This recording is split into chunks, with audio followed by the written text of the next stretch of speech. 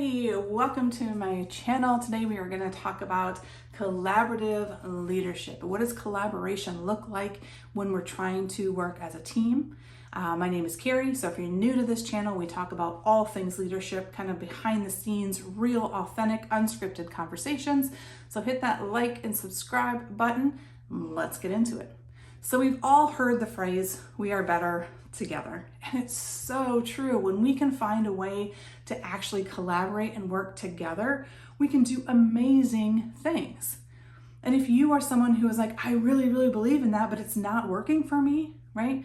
I've brought people in to a meeting and I've asked them, we're here to talk about XYZ strategy and you all are familiar with it. What are your ideas? And the crowd goes silent, right? You hear the crickets, or you hear one or two voices that start to dominate the whole conversation, and you spin round and round and round. You have a whole room full of ideas and no direction of where to go. It's time for the meeting to end, and you're just not really sure what just happened. And you leave feeling like you really didn't get anything done. So what's missing? Why isn't it working? I'll tell you. I'll let you in on a little secret. You're missing the process. It's the process. The process is what makes it possible. What is it that you're helping a group of people move through? What's the process that you're using to get them from point A to point B? So let's talk about that. What's happening when you're asking just an open-ended question? You all have been in our meetings before. What are some suggestions that you have for us? When we walk into a room, right, we are always, as we walk through life, we are taking in information subconsciously through our senses. We're hearing, we're seeing, we're touching, we're feeling, we're smelling things all of the time. Our brain is consistent, always being bombarded by information. But our brain is so efficient. It's wired for efficiency, and it will just prune off the things it doesn't need, and we will tune into the things that we're familiar with. And out of those millions, 20 million pieces of information that's hitting our subconscious brain every second, we're processing about 40 pieces of that. 40. It's not a lot, right? And we're drawn to the things that we have associations with, we have experiences with, that we are knowledgeable of, that we kind of have already some preconceived notions or biases about in ourselves, right? So when we're in a room together, we can all be in the same room and we can be having different things. We can be aware of different things, right? Have you ever walked into a room and you are sitting there and having a great time, right? You're participating, you're doing whatever, and all of a sudden somebody says, "Oh, it's so cold in here." And you stop and you think and you're like, I didn't realize it was cold. And then all of a sudden when they said it, you're like, yeah, I kind of got a chill too, right? But it wasn't something consciously that you were aware of until somebody pointed it out. It's the same with everything, right? How many times have you had a conversation with somebody and you're 30 minutes into the conversation and you realize you're not even talking about the same thing, right? You might have been talking about the same report, but what someone else noticed in that and what you noticed in it are completely different. So when we talk about processes, the processes that we're looking for to help us move our groups through collaboration is one that first lets us talk about what do we notice, right? What is the information, the data that we're already coming into the conversation with? Even if we all read the same report, even if we're all sitting in the same room, we're noticing different things.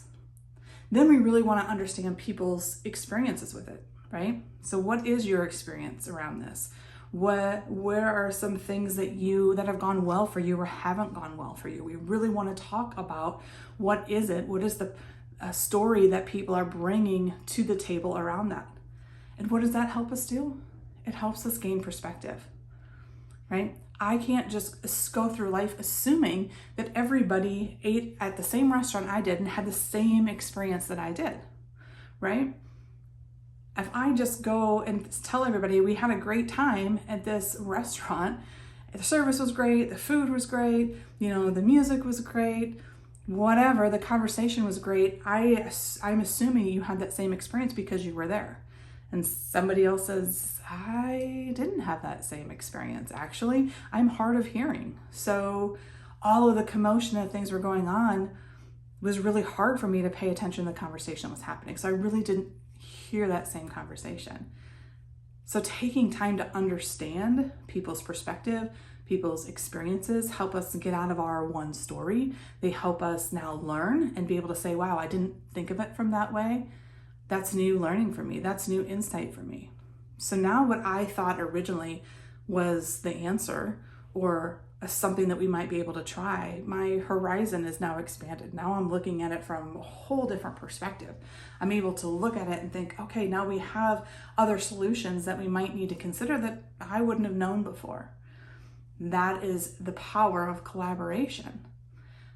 But we need a process to do that. We talk about the process as one of those processes when I'm biased too, because I teach it and train it because it works, is the power of facilitation. And I think a lot of times we talk about facilitation as it being a job duty to say, I have an agenda with bullet points we need to hit and time that we need to stay to. And so my job is going to walk us through that agenda. That's not facilitation, right? That's leading a meeting, and it's super important. But facilitation is the process of how we're going to move through that agenda, how people are going to participate, the time that it's really going to take in order to do that, and even deeper than that, how we set up the room, the tools that we use for brainstorming, how we create space for all voices to be heard and shared so that we can learn from all of those perspectives. Facilitation starts way before the meeting even happens.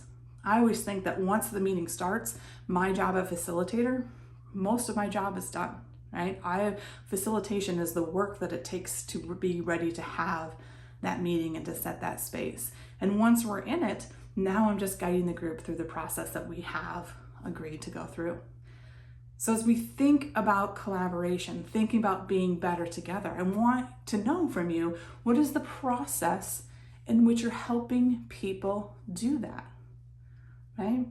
We need to make it easy for people to step into and feel some sort of structure, to feel that there's something that has kind of that calm in the chaos kind of thing, right? So we're going to brainstorm. It's going to get kind of chaotic. I'm going to learn a lot of different perspectives, hear little ideas, but there's actually a process that we're going to go through. Trust the process, right? So then people know that I'm really not sure. I don't really know exactly where we're going, but I know that there's a reason. I know that there's a process, and I know the person who's leading us through that is familiar with the process. They're the expert in the process, so I can trust them, even though I'm not quite sure where we're going with this. So if you really need some help talking and learning about processes of facilitation that are going to really boost your skill set in leadership. I mean, you can walk into a room and you can bring a process and people leave that session going, this is the best meeting we've ever had, right? I felt heard. I heard other people. I had a chance to learn something new, and we came up with ideas that we didn't have when we walked in the door. That's powerful, right? I'm not leaving this meeting with the same things I came in with this meeting for. Those are the meetings that we need, that just need to be emails, right? Like, this was a waste of my time. I learned nothing new. We're not doing anything different. Create those meetings in those spaces where we actually have a chance to do something different, where people feel it was worth their time. I want to know what you do. Tell me some of your processes, and would love to share with you some of mine. So get in contact with me. We'll talk soon.